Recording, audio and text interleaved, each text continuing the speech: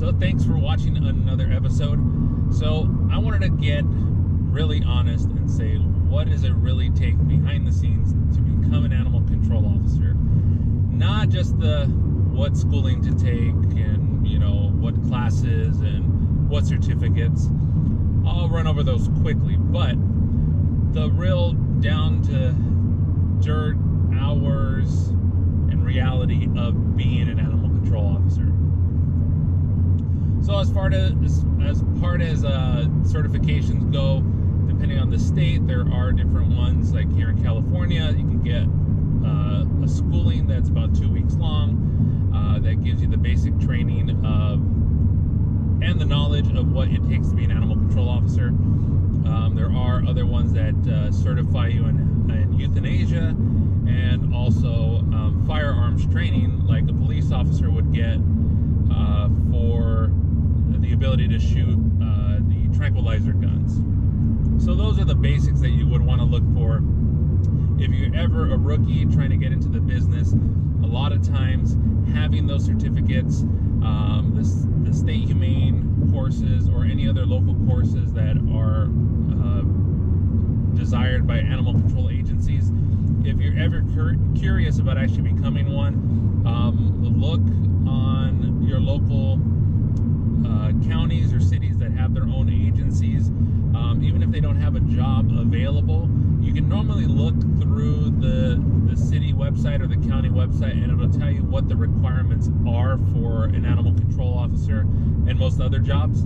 And that way you can kind of see, like, okay, when the opportunity comes up, I can be ready. And again, this is just good advice for any job.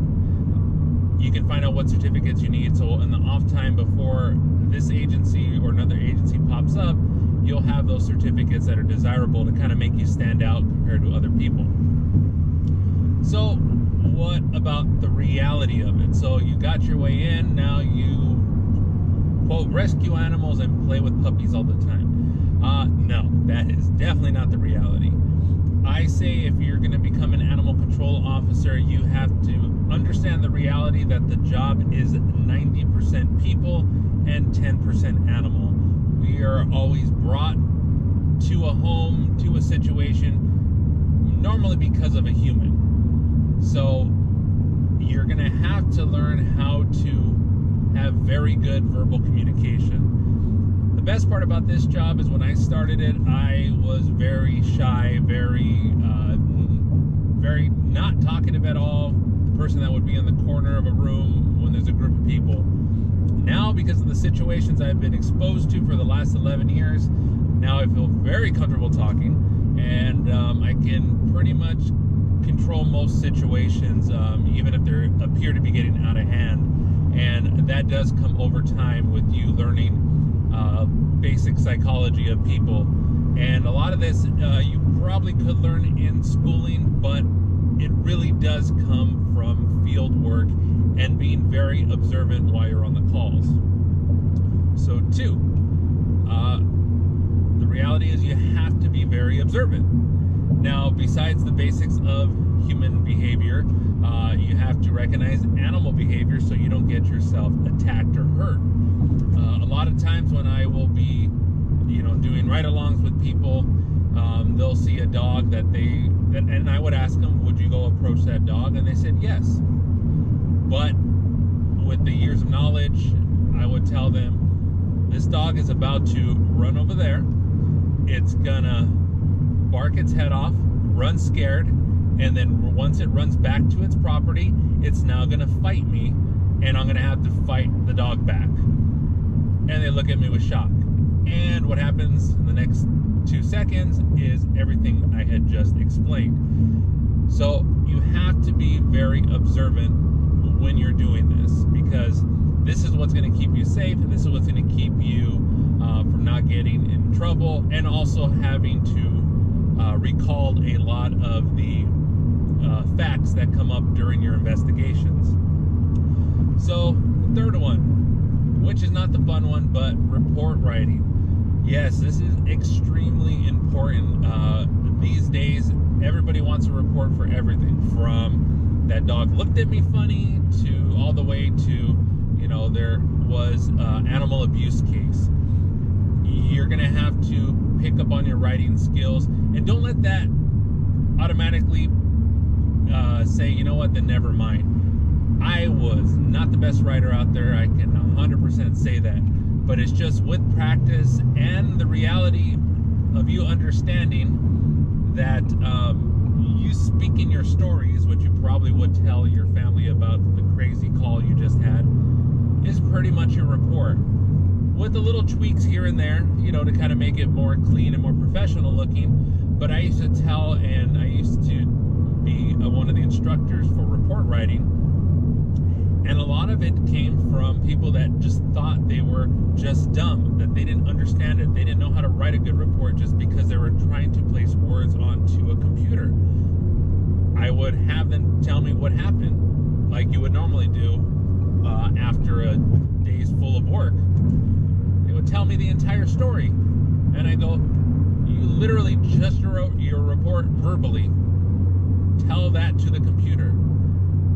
And little tips like that showed, you know, some of these people that really didn't feel confident that they could write a report. And I saw a lot of people that, you know, were kind of cast off, that they couldn't, you know, do a report, or they were horrible officers. Once they got the confidence in them to do the report writing and found out that it really is pretty simple, and most of the calls are cut and paste, it's the same thing over and over, and the same format is over and over. So report writing is going to be a reality of your job. Even putting in simple notes for stuff that didn't blow up to a full investigation or criminal act, you still need to put in notes, and you have to make those notes very clear. So what about the hours? Well, that also depends on the agency. One agency I worked for when I started and I was cutting my teeth in this business, I worked 5 days out of the week, 8-hour shifts, but they never turned out to be 8-hour shifts. They normally averaged to 9 to 10, and one of those days was on call. So that agency I worked with had about 20 contract city and county areas. So you can understand that if you're watching the whole service area for the night, you're probably going to be busy. So just understand that most agencies cover their area at night. That can either be like my setup now, where I go home and I'm still on call. So technically, for 4 days out of the week, for 10-hour shifts, plus the hours in between my next shift, that area is all mine. So that has to be understood, especially if you have a family, if you have a significant other, that if you get into those type of situations, that you will be gone a lot of times. Most of my call outs in the middle of the night will be at 2 a.m., 4 a.m., and then you got to start work at 7 a.m. when you finally fell asleep maybe at 10 o'clock at night because you're just so high strung from the day before. So just understand that it is a lot of work, a lot of hours to put in. Very rewarding, I will tell you that. I mean, doing this for 11 years, you know, I've been, you know, spent lots and lots of hours out on the streets doing my job. But, you know, when you're doing something that you find fascinating, when you find interesting, don't get me wrong, like in any job, even though I love what I'm doing, it does get frustrating at times. There are times when you just want to quit. There are times when you just want to leave and just say, I'm just done with this business altogether. But that's where a good support system around you helps out a lot. And that can come from your coworkers, that can come from family, that can come from friends. Because the next reality is the cruelty reality, the ugly side of humanity side that you sometimes have to see on a daily basis. That part can really start getting to you. When I started my career at that first agency, you know, I was personally euthanizing unweaned kittens about 20 a day. Remember, I worked 5 days a week, and I was lining up kittens left and right, which comes from the reality of why, some people, have a hard time when you take animals to shelters, because we know the reality. When we're telling you something, when I'm sharing my story with you, to take you behind the scenes that you don't see, we're not just the bad dog catcher and we just want to catch animals. The last thing I want to do is take an animal to the shelter when I don't have to. But if being an animal control officer is something you want to do, then that is the reality. You will have to deal with the dark side of humanity. People that abuse animals, people that tie up animals outside, people that just don't care, don't get the point that you can't just let your dog get hit by a car and just toss it in the backyard, which again, all the stories I'm telling you are calls I've been to. And them not understanding that, no, you can't just leave a dog that just got hit by a car in the backyard and just kind of let it figure itself out. That's what you got to see. And that's part of your emotions you have to control, because you still have to be professional. So again, that's going to be part of it. Euthanasia is part of the game, unfortunately. And this doesn't necessarily mean because it's with doing it for space. It's also part of it is when you're dealing with wildlife that gets hurt. You're its last line of defense. You're the one that has to step in and do the thing that no one else would want to do, is put the animal out of its misery in the most humane way possible. So just wanted to give you, like I said, a quick overview of what it really takes, the reality of becoming an animal control officer. It's not an easy gig. It is very rewarding job. You can climb the ladder with anything else. I've gotten pretty high in my career with good old hard work. There's really no way to say it. I would be there the longest. I would stay there the longest. I would make sure my reports were done as good as possible. And just like with anything you do in life, you got to stand out. You got to make sure you're the unicorn among the rest of them to give you those opportunities. There were a lot of times when I took promotions that had no pay increases. My workload shot up a lot. My gray hair started coming in very early. But all of those opportunities that I took, that yes, everybody else did call me an idiot for taking those things, all gave me that opportunity to move forward much faster than everybody else that didn't want to take it. And that felt like they were owed it because they were holding the position a lot longer. So, especially if you do decide to get in this gig, work. It's not going to be easy. But like I said, it's a very rewarding career with all my fellow brothers and sisters that do this out there all over the United States, all over the world.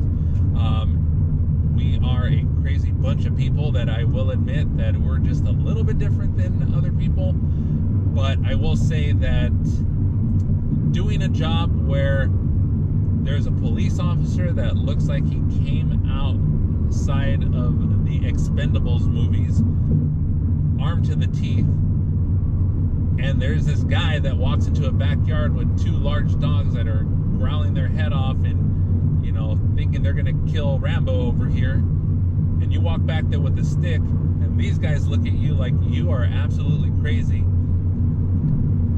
That's a weird feeling that you're like, hey, this is pretty cool. So there's no other way around it. That's just the reality of the stuff we deal with, that the police officers look at us like we're crazy for what we do. So they have a respect for what we do. I've been told many times that I could never do what you do. And police officers see a lot of crazy things to make that comment to us. So again, I'm always open to discuss, if you're ever trying to get into an agency, what you should look for. Because again, if it's something you've ever thought about, you have a love for animals. That's where I started this, from doing this tank, you know, as a young kid to just really getting into, you know, learning about animals and being fascinated, and, you know, having like Steve Irwin as someone you looked up to as someone that was rescuing animals or educating people about animals. So again, feel free to drop me an email, comment below, or you know, again, catch me on any of the social media that are here. And I have no problem talking with you about it. I'm an open book when it comes to this topic. And again, I'll catch you guys on the next video. Thank you very much.